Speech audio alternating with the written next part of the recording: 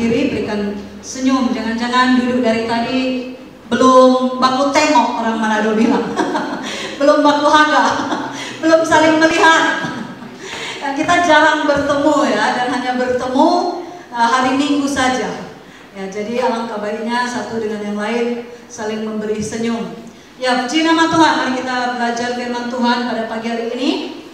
Saya akan mengajarkan kepada kita berkesinambungan dengan apa yang diajarkan oleh Bapak Gembala kita, yaitu kita terus membangun kehidupan di atas dasar yang benar, ya, yaitu di dalam Kristus. Mari kita membuka Kolose pasalnya yang kedua, ayat 6-7 kita akan baca bersama-sama. Kolose pasalnya yang kedua, ayat 6-7. Mari kita membaca bersama-sama. Satu, sudah dapat semua katakan amin. Belum semua? Kolose pasal 2 ayat 6-7. Sudah dapat semua? Amin. Itu 2, 3. Kamu telah menerima Kristus Yesus Tuhan kita.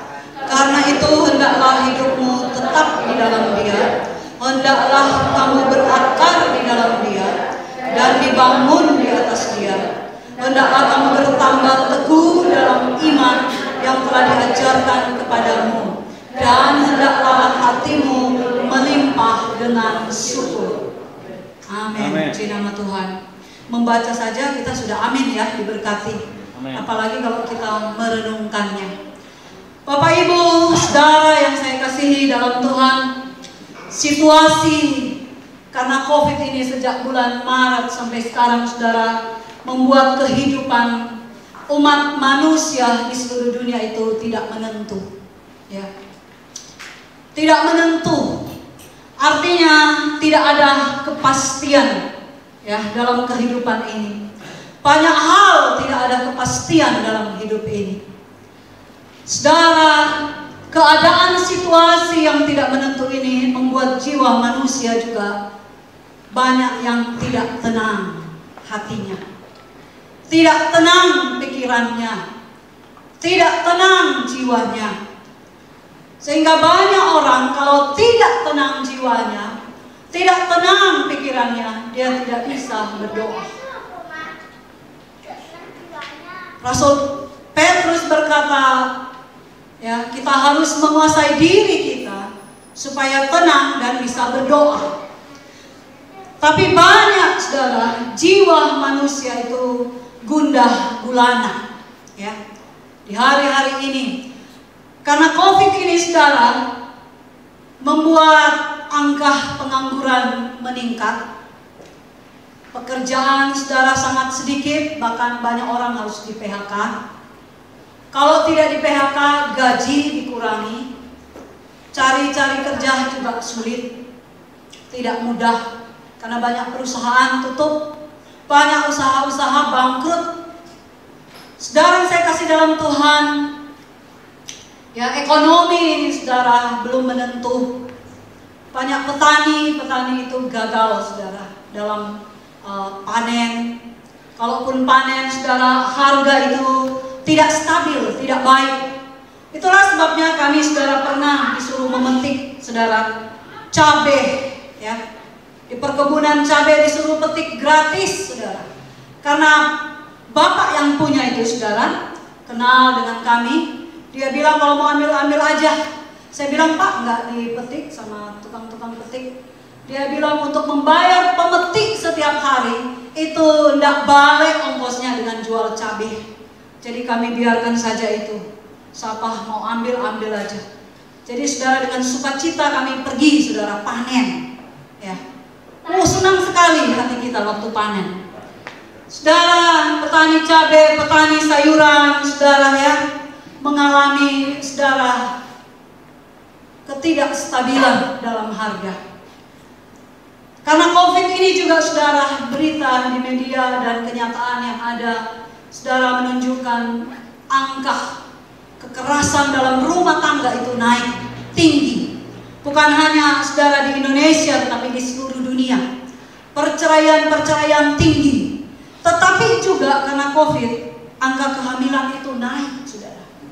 Di Indonesia, saudara, selama COVID ini akan ada, saudara, kehamilan kehamilan kurang lebih 4 juta bayi, tetapi 400 diantaranya itu tidak diinginkan.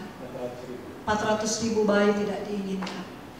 Jadi salah satu staf kami bilang, ini nanti Rumah Anak Indonesia mau panen bayi, mau panen anak-anak saudara, yang saudara kalau dibuang, ya tidak diurus, terlantar, orang tuanya saudara tidak sanggup mungkin membiayai, atau saudara sudah capek ngurus anak, karena zaman sekarang ngurus anak 1 aja pusing, apalagi ngurus anak 2, apalagi ngurus anak banyak, saudara, ya. Saudara, angka kehamilan, tetapi juga perceraian tinggi dan kekerasan terhadap anak-anak itu meningkat. Tanggal 23 Juli kemarin adalah peringatan, ya, Hari Anak di Indonesia, ya. Supaya anak-anak itu dilindungi, diselamatkan, ditolong, anak-anak itu dihargai sebagai pribadi. Terlebih kabar keselamatan bagi mereka.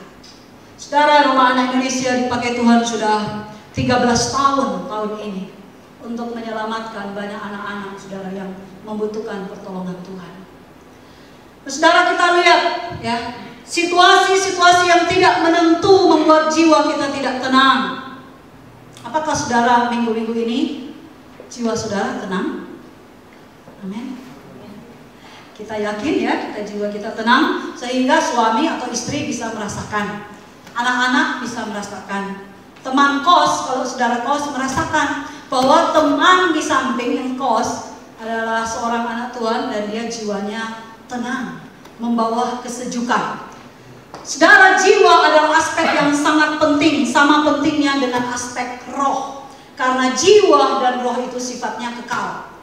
Itulah sebabnya Tuhan Yesus pernah berkata, apa gunanya manusia itu punya harta di dalam dunia ini, tetapi dia akan kehilangan jiwanya kalau jiwanya binasa. Jadi aspek jiwa dan roh itu saudara sangatlah penting di dalam hidup manusia. Tapi sayangnya manusia itu hanya suka memperhatikan aspek yang sementara, yaitu yang sifatnya fisik, tubuh jasmania saja. Itulah sebabnya saudara, kita cenderung tidak suka memperhatikan perkara-perkara rohani, perkara-perkara insight di dalam diri manusia. Itulah sebabnya meningkat angka stres, ya, sangat tinggi. Stres naik kepada depresi, saudara.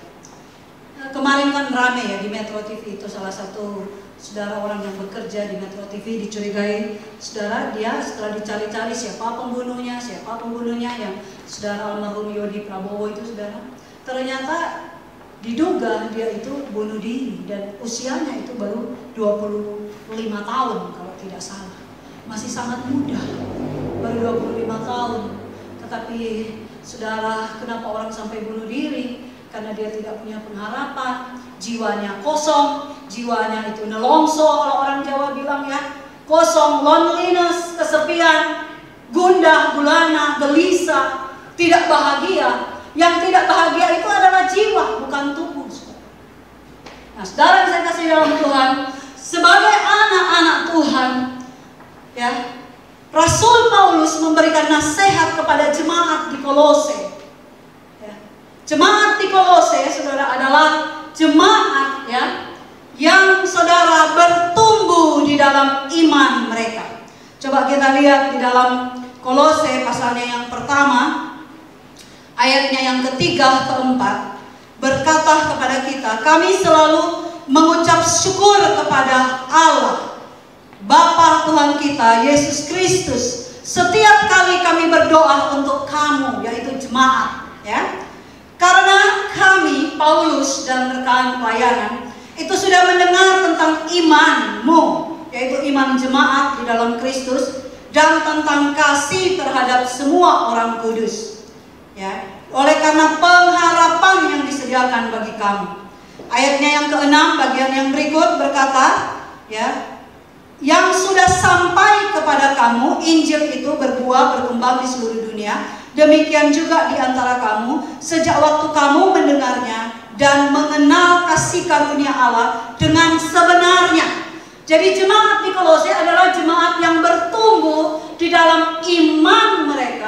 kepada Yesus Kristus, seiring dengan iman bertumbuh, kasih mereka itu juga bertumbuh kepada Tuhan dan juga kepada sesama. Jadi ini adalah salah satu aspek yang penting. Kalau kita mengikuti Yesus, kita harus cek iman kita itu bertumbuh, semakin berkembang.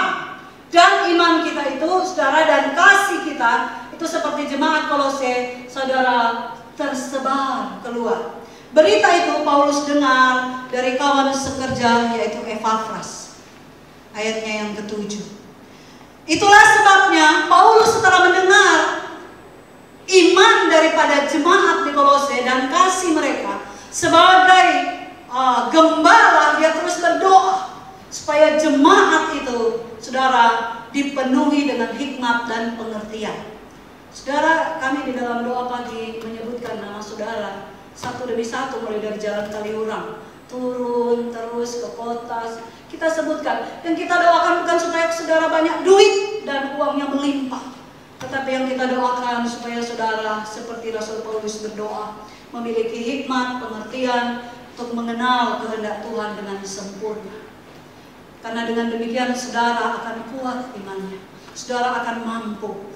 Nah, jemaat yang saya kasih dalam Tuhan, Paulus, saudara, mengajarkan jemaat di Kolose, ya, supaya jemaat itu setelah dia mendengar jemaat itu hidupnya bertumbuh, berbuah, kasihnya melimpah-limpah, maka Paulus di dalam pasalnya yang kedua memberikan nasihat kepada jemaat itu. Supaya apa, saudara? Supaya jemaat mengalami kepenuhan hidup di dalam Kristus. Amin. Pagi hari ini, saudara, kita harus belajar juga sama seperti Paulus mengajarkan kepada jemaat di sana. Karena apa? Karena kalau orang mengalami kepenuhan hidup di dalam Kristus, maka saudara, imannya itu akan kuat. Apapun yang terjadi di sekeliling kita, badai, ya, pandemi, sakit, penyakit, masalah yang menghantam hidup kita, akan mengalami, saudara, berbagai-bagai rintangan. Itulah sebabnya sangat penting bagi kita, saudara, memahami dan mengalami kepenuhan hidup dalam Kristus, sehingga melimpah-limpah sukacita dan hati kita. Dari hati kita itu mengalir. Nah, jemaat yang dikasihi oleh Tuhan, bagaimana kita bisa membangun kehidupan di atas dasar yang benar ini? Berdasarkan kitab Kolose pasal yang kedua ayat 6 ke 7 ini. Dari ayatnya yang ke-6, 7 ini, saudara, saya akan mengajarkan dua prinsip, ya, yang sangat penting. Kamu telah menerima Kristus Yesus Tuhan kita, karena itu hendaklah hidupmu tetap di dalam Dia. Yang pertama adalah, saudara, hendaklah hidup kita itu tetap di dalam Kristus. Katakan, hidupku tetap dalam Kristus. Harus tetap kita sejak kita mengenalnya. Kapan saudara mengenal Tuhan Yesus? Jemaat Kolose dikatakan oleh Rasul Paulus pada ayat yang ke-6 pasal 1, sejak waktu kamu mendengarnya dan kamu mengenal kasih karunia Allah. Itulah titik di mana, saudara, iman kita itu mulai mekar. Ada benih, dan benih itu, saudara, mulai mekar. Kemudian benih iman itu mulai bertumbuh. Setelah dia bertumbuh, dia berbuah. Dan setelah berbuah, dia bisa dinikmati.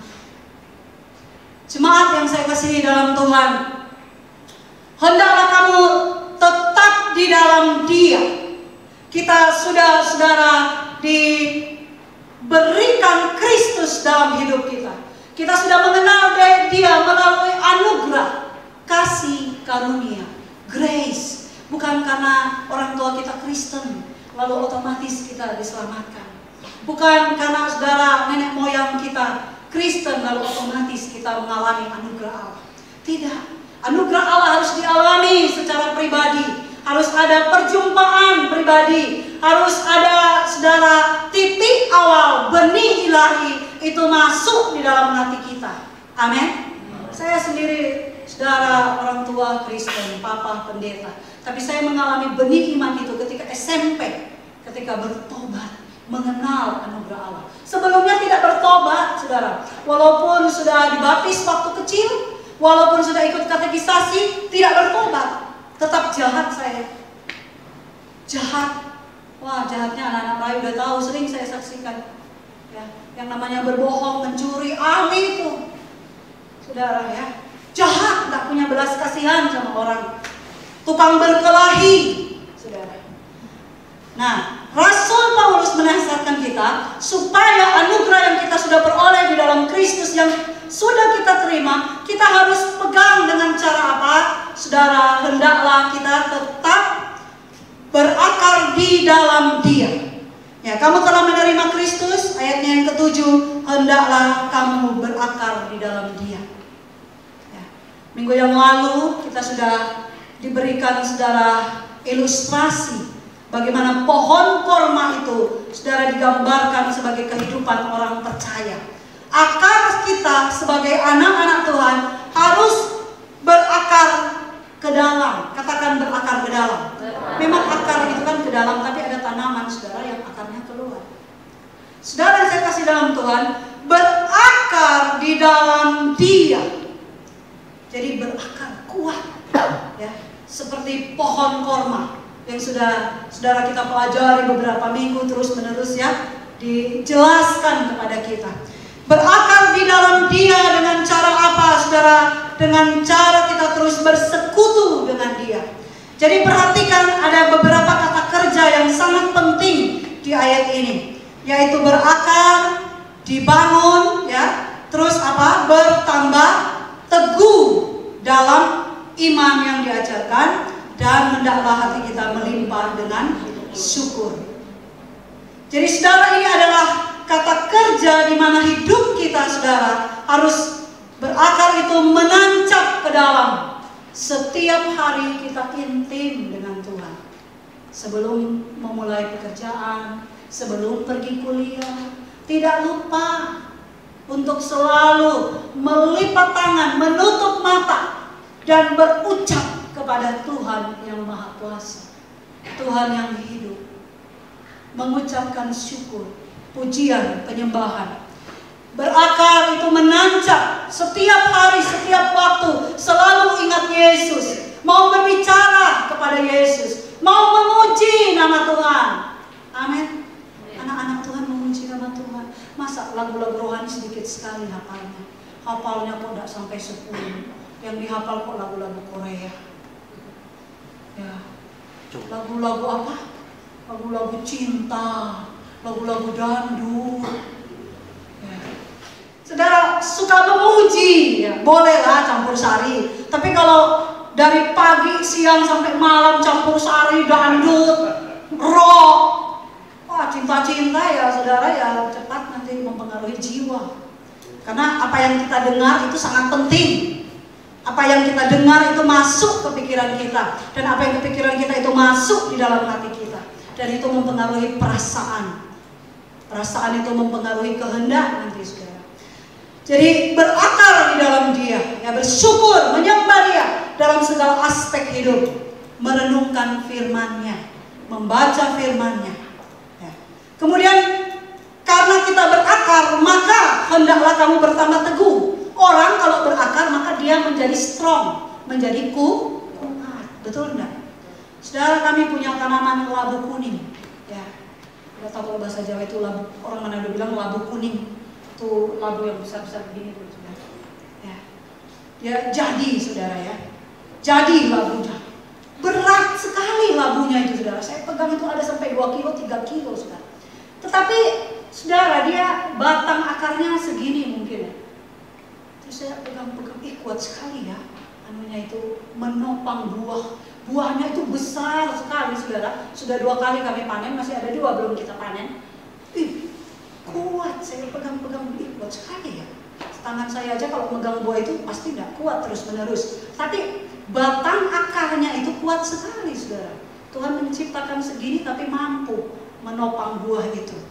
Nah saudara, saya kasih dalam Tuhan, kalau akar kita dalam, ya, kuat itu, maka iman kita pasti akan bertambah teguh. Tidak mudah goyah imannya. Tidak mudah goyah dengan berita-berita, suara-suara sakit, penyakit yang kita hadapi, kita gumuli. Saudara, saya baru menemui teman saya sakit yang tidak pernah dia pikirkan. Tetapi dia berkata, saya serahkan sama Tuhan, saya bersuka cita, saya tahu Tuhan punya rencana. Saya tidak tahu berapa lama saya hidup, yang penting saya persiapkan semua anak-anak saya. Saudara, kita ngobrol dan mendoakan. Tiba-tiba saya tidak menduga saya sakit, saudara. Dia berkata seperti itu. Tetapi iman tidak goyah. Iman tidak mundur, tidak berkata bahwa Tuhan tidak baik. Makanya saudara, kalau di gereja kan kita enak menyanyi, Tuhan Yesus baik, sungguh amat baik. Tapi dalam perjalanan hidup, kalau iman kita tidak berakar dalam, tidak bertambah teguh, saudara, datang ujian, ekonomi, sakit, penyakit, kematian, ditinggal tiba-tiba. Saudara, kemarin saudara ada postingan dari seorang yang saya kenal, saudara, seorang hamba Tuhan. Dia, saudara, menaruh postingan seorang pendeta masih muda, baru umur 24 tahun. Ya, dia meninggal 10 hari yang lalu. Dia kena corona, saudara, di Jakarta. Dan kemudian mungkin baru menikah, saya juga tidak tahu. Dia pemilik, saudara, rumah makan Kawanua di Jakarta. Meninggal, umur 24 tahun. Pendeta, pastor. Saya bilang sama anak-anak remaja ketika saya mengisi mereka di Hero Generation hari Selasa, ya, hidup ini kita tidak tahu, tapi yang penting iman kalian itu harus bertumbuh. Karena iman yang bertumbuh, berakar, maka akan bertambah teguh. Katakan bertambah teguh. Ya, kasih tahu kanan kiri kamu harus bertambah teguh. Bertambah teguh imannya, ya. Tidak panas, tidak dingin. Sebentar panas, hari Minggu panas. Pulang dari gereja dingin. Hari Senin dingin. Sekarang cuaca kan dingin, ya. Di Berbai itu cuaca dingin sekali, saudara. Mulai malam itu dingin. Tapi iman kita tidak boleh dingin. Karena orang yang dingin akan dimuntahkan sama Tuhan. Iman kita itu harus panas. Panas artinya iman itu naik, semangat, terus berkobar-kobar. Oh Tuhan, sekalipun pohon arah tidak berbuah, pohon anggur tidak menghasilkan, sekalipun kambing domba terhalau dari kurungan, artinya semua pergi, semua tidak ada, aku akan tetap memuji-muji nama Tuhan. Aku akan tetap bersorak-sorak bagi Dia. Gampangkah? Tidak gampang. Hanya orang yang imannya kokoh, teguh di dalam Tuhan, dia bisa melewati badai demi badai, proses hidup demi proses hidup. Kemudian saudara, kalau kita tetap di dalam Dia, sesudah kita perhatikan urutannya itu, ya, berakar yang sangat penting, maka hati kita akan melimpah dengan syukur. Hanya anak-anak Tuhan yang intim dengan Dia, yang mendengarkan firman-Nya setiap hari, yang berdoa setiap hari, membaca Alkitab setiap hari, firman itu masuk di hatinya, dia bisa hatinya itu melimpah dengan syukur. Katakan melimpah. Melimpah. Itu melimpah itu luber. Tuhan Yesus berkata, bukan apa yang masuk ke dalam yang menajiskan kamu, tetapi apa yang keluar dari mulutmu. Apa yang keluar dari mulut itu keluar dari hati kita. Kalau hati perbendaharaan, hatinya jahat, yang keluar dari mulut waktu kesulitan, waktu ujian itu jahat. Akan keluar kutuk, akan keluar omelan, akan keluar, ya, kata-kata sumpah serapah ketika kita akan menghadapi ujian. Saudara, hati adalah pusat kehidupan. Itulah sebabnya penulis kitab Amsal, Salomo, dia mengajarkan kepada kita supaya jaga hati kita dengan segala kewaspadaan, karena dari situlah terpancar kehidupan. Melimpah dengan syukur. Anak-anak Tuhan yang melekat di dalam Dia, mengalami kasih-Nya setiap hari, mengalami anugerah-Nya, kuasa-Nya, dia selalu mengucap syukur. Terima kasih boleh hidup sampai bulan Juli. Saya juga tidak menyangka bahwa kita masih ada sampai bulan ini. Anak-anak masih Tuhan pelihara, Tuhan cukupkan segala kebutuhan. Tuhan tolong di setiap kesulitan. Tuhan jawab doa. Syukur. Tetapi ada penderitaan-penderitaan yang harus ditanggung. Ada tekanan-tekanan hidup yang harus ditanggung, dipikul. Itu pun terima kasih Tuhan. Nah, saudara, hati kita harus melimpah dengan syukur, ya, mengeluarkan himne, mazmur, pujian. Itulah sebabnya saudara di tempat ini, saudara diberikan kesempatan menyanyi untuk Tuhan. Ada bermazmur, keluarkan lagu dari hatimu, karena hatimu, pusat daripada hatimu adalah Allah yang memerintah. Maka di hatimu harus ada pujian. Ada Roh Kudus, Dia menciptakan melodi, Dia menciptakan nada di hati kita, sehingga kita bisa menyanyi. Sambil memasak, ibu-ibu menyanyi. Sambil di kantor bisa menyanyi, memuji Tuhan. Jangan ngutuk-ngutuk orang, jangan ngomel-ngomel, saudara. Melimpah dengan syukur, saudara, adalah kehendak Tuhan bagi kita. Senantiasa menaikkan syukur kepada Tuhan. Saudara yang saya kasih dalam Tuhan, itulah sebabnya diciptakan lagu mulutku penuh dengan pujian. Bukan mulutku penuh dengan omelan, gitu ya. Mulutku penuh dengan pujian. Ya, dulu saya buka warung, saudara, ya menyanyi, datang pembeli. Puji Tuhan, ucapkan syukur. Selalu bilang puji Tuhan, amin. Saudara, COVID ini, saudara, memang membawa banyak sekali perubahan kehidupan, termasuk anak-anak, saudara. Sejak bulan Maret, anak-anak itu kan stay at home, belajar dari rumah. Saudara kira belajar dari rumah gampang? Anaknya kalau cuma satu, ada yang satu juga ibu-ibu pusing. Ada yang dua, lebih pusing lagi. Apalagi ini, saudara, banyak. Jadi kita harus pembagian tugas. Supaya apa, saudara? Supaya anak-anak bisa belajar. Tetapi keuntungan, saudara, COVID ini juga ada keuntungannya.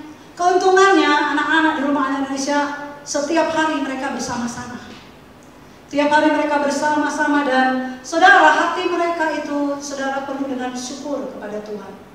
Mereka setiap hari bersama-sama, tidak berkelahi satu dengan yang lain.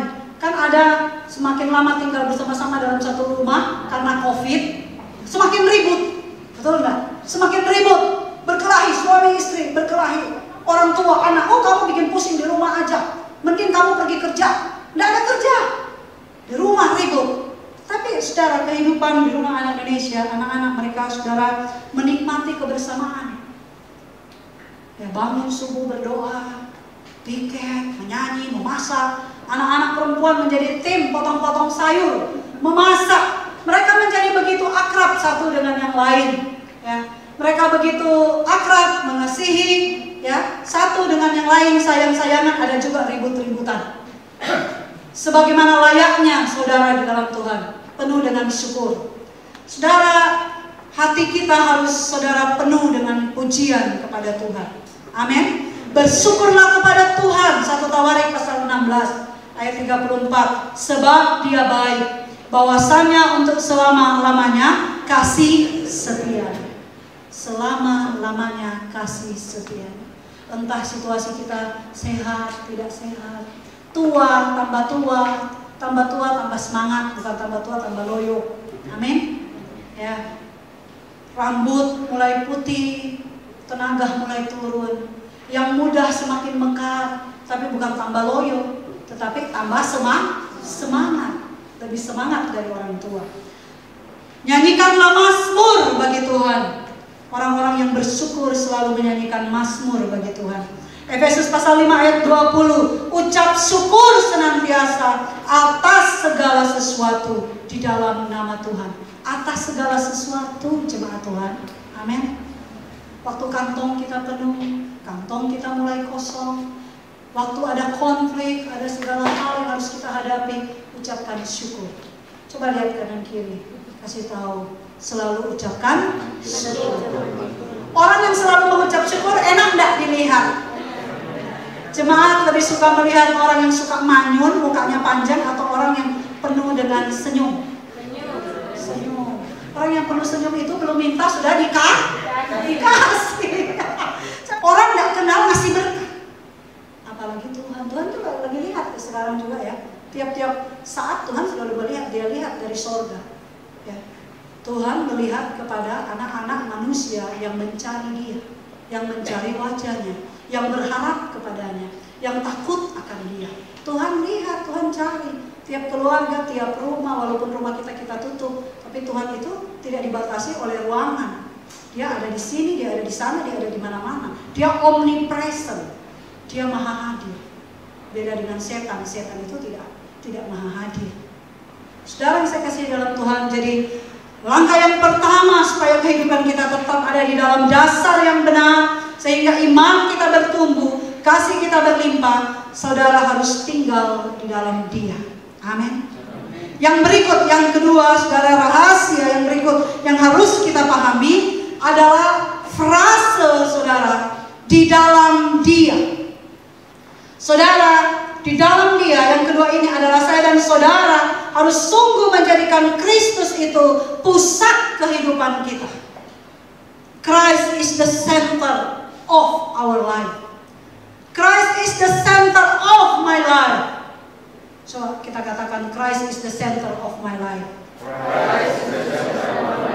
Dia pusat hidup kita.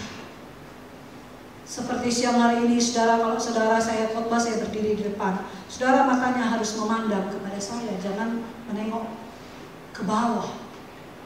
Harus melihat, harus mendengar.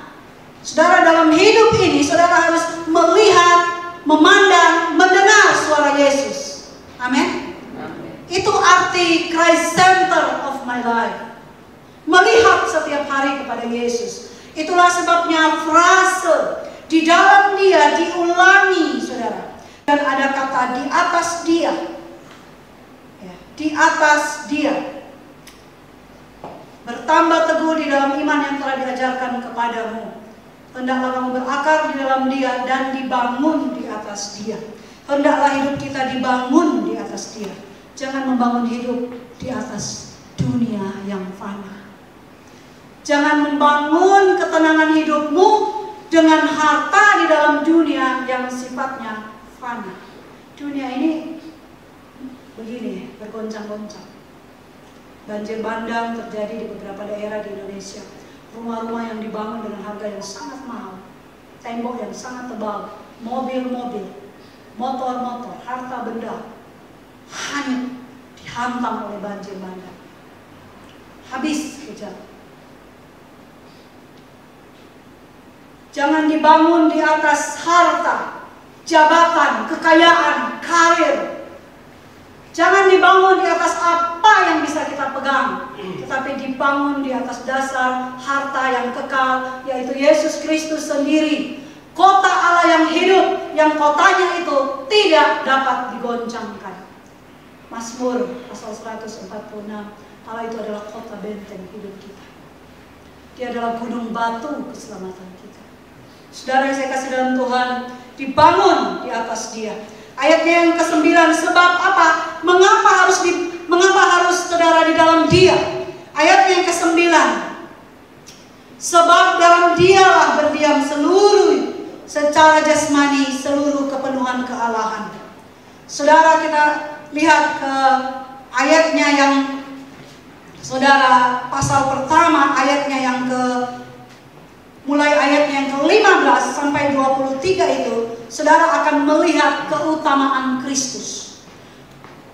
Siapa Kristus menurut firman Allah sendiri, bukan yang kita yang ngomong.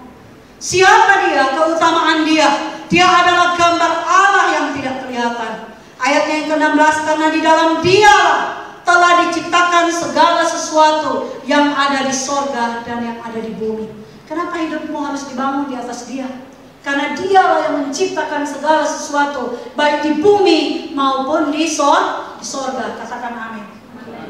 Dia yang menciptakan. Bangun hidup kita di atas dasar Kristus, ya. Yang kelihatan tidak kelihatan, sehingga sana kerajaan. Segala sesuatu diciptakan oleh Dia dan untuk Dia. Jangan lupa kita diciptakan untuk kemuliaan nama Tuhan. Engkau ada di dalam dunia, Engkau berumah tangga, engkau bekerja, engkau berkarir, engkau melayani melalui tanggung jawab yang Tuhan percayakan. Jangan lupa itu engkau diciptakan untuk kemuliaan nama Tuhan. Biarlah orang lain bisa melihat kemuliaan nama Tuhan. Karena engkau membangun hidupmu di atas Kristus, di dalam Kristus. Saudara yang saya kasih dalam Tuhan, Tuhan Yesus sering sekali memperingatkan dalam kitab Injil agar manusia itu tidak membangun hidupnya di dalam dunia ini. Ya, Tuhan Yesus sendiri berkata apa? Janganlah kamu mengumpulkan harta di dalam dunia ini. Karena di dalam dunia ini nengat dan karat akan merusakkannya, pencuri akan mencuri dan membongkarnya. Tetapi kumpulkanlah, simpanlah bagimu harta di surga. Di surga nengat dan karat tidak akan merusakkannya, pencuri tidak akan mencurinya. Setelah kalau kita mati bawa apa? Tidak bawa satupun barang yang kita cintai. Pakai baju pun cuma satu. Makanya saudara, saya bilang sama anak-anak saya yang wanita, yang cantik-cantik, manis-manis, saya bilang kalau pakai baju yang bagus-bagus di rumah. Jangan karena tidak sekolah, tidak ke gereja, karena gerejanya online, pakai bajunya jelek-jelek. Baju-baju tua udah jelek-jelek dipakai-pakai. Yang bagus-bagus diumpelin, disimpan. Nggak usah pakai baju bagus-bagus, cantik-cantik, bercantik diri. Karena hidup hanya sekali. Nah, nanti kalau sudah dipanggil Tuhan, tuh baju bagus-bagus nggak dipakai, cuma diambil satu. Betul enggak? Jadi cantik-cantik lah wanita-wanita, cantik-cantik, yang kemana-mana, dandan yang bagus, yang rapi, pakai baju bagus-bagus. Di rumah, yang ibu-ibu kalau sudah habis masak, beres-beres rumah, bersih-bersih rumah, mandi, jangan pakai daster lagi, jangan pakai baby doll lagi. Pakai baju yang bagus, kaos yang bagus, semprotkan, celana yang bagus. Jadi cantik penampilannya. Jadi enak dilihatnya. Suami juga pulang senang karena istrinya rapi, harum. Mau pakai daster? Masa dari pagi pakai daster, siang daster, malam daster, sampai besoknya lagi daster. Bau minta ampun. Cuci-cuci lah. Ya. Jadi saudara ya, harus saudara kita di dalam Kristus itu, saudara, kita membangun hidup kita, mengumpulkan harta di surga. Di dalam Kristus engkau akan kokoh. Saudara, pelajari betul-betul keutamaan Kristus. Lihat ayatnya yang ke-23. Saya lanjutkan. Karena di dalam Dialah, saudara, diciptakan segala sesuatu. Kita sudah didamaikan oleh darah anak domba Allah. Ya, kita sudah ditebus hidup kita.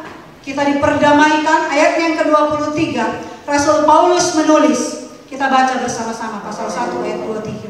1, 2, 3. Sebab itu kamu harus bertekun dalam iman, tetap teguh dan tidak bergoncang, dan jangan mau digeser dari pengharapan Injil yang telah kamu dengar dan yang telah dikabarkan di seluruh alam di bawah langit, dan yang aku ini Paulus telah menjadi pelayannya. Jadi jemaat sudah diajarkan.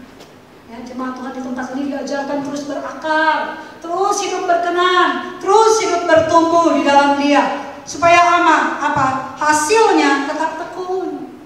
Walaupun ibadah online, CCS ibadah online, tapi iman semakin bertambah kuat. Jadi pintar-pintar membaca Alkitab, membagikan sharing firman Tuhan, jadi pintar berdoa, menjadi kaya secara rohani. Amin. Katakan kaya secara rohani. Jadi ini jemaat yang dikasih oleh Tuhan, kita sudah belajar ya, dua perkara yang sangat penting, yaitu tetap tinggal di dalam Kristus, dan yang kedua, Christ is the center of my life. Amin. Tuhan Yesus pusat hidup kita. Terus maju di dalam Tuhan, apapun pergumulanmu, apapun kondisi rumah tangga, keluarga, situasi, ekonomi, masa depan bagi yang kuliah, bagi yang kerja, Tuhan terus menolong semua anak-anaknya yang setia kepadanya.